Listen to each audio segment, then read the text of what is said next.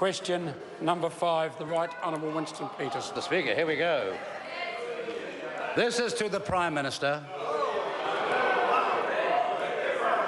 Does he stand by all his statements? Order. The Right Honourable Prime Minister. Mr. Speaker, yes.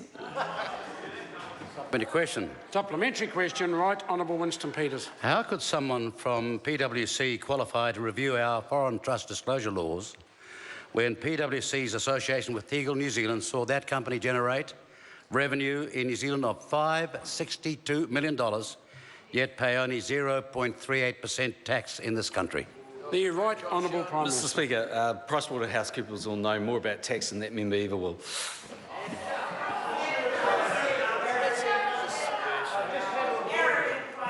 Order. How could someone, Prime Minister... Order.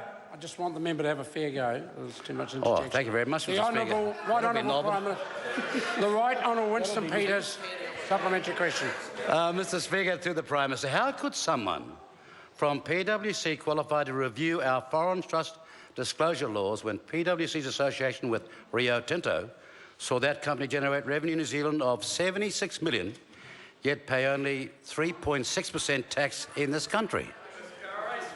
The Right Honourable Prime Minister. Well, Mr. Speaker, PwC is a worldwide recognised one of the top 5 firms in the world, and the members and managing partners of it, I think, are generally recognised for their expertise. Mr. Shewan actually is an international expert. I think his capacity is beyond reproach, and any feeble attempts by that member to denigrate his personality will be seen what they are: bitter and twisted, but not accurate. Order. We're now moving a bit. What happened to Mr. Nice John? Order. Supplementary question. Right. Here we go. Winston Peters. Prime Minister, what would qualify John Shewan to do the job that the public is requiring now, or to his description of being an expert, when he has been heavily criticised by the Supreme Court of New Zealand, the Court of Appeal in New Zealand, and his views were dismissed by a court as high as the Privy Council in London? The Right Honourable Prime Minister. Well, Mr. Speaker, many people criticise that member, and some people still listen to him. Order. Order. Speaker, this, as you well know, is not about me. It's about him. It's about him. Order. Order.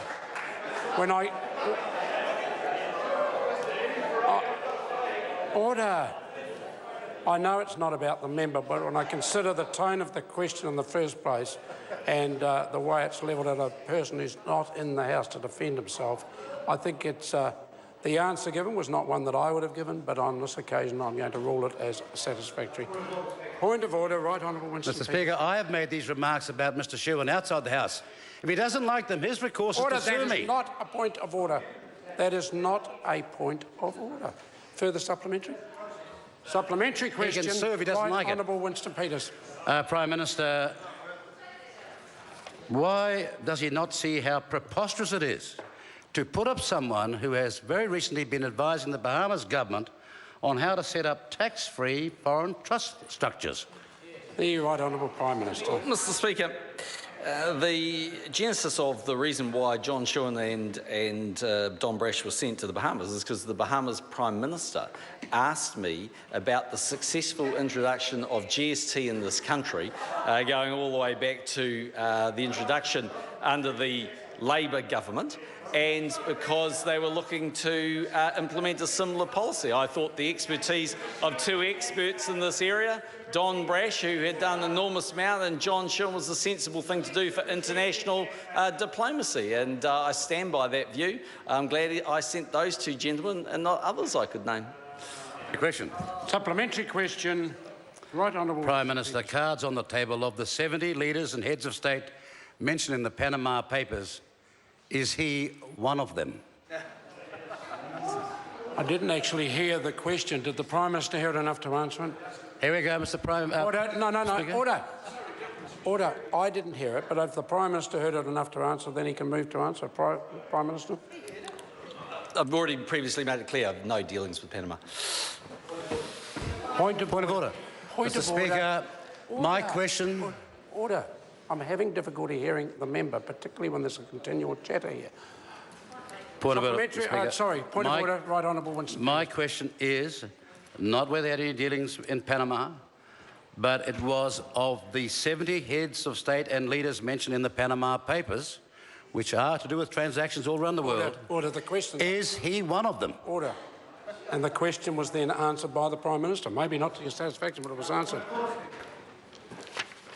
If it's a fresh point of order, if he's going to continue to now raise points of order and disagree with decisions I'm making, I will be asking the member to leave the chamber. I'm not going to be bullied out of here, Mr. Speaker. Order. Order.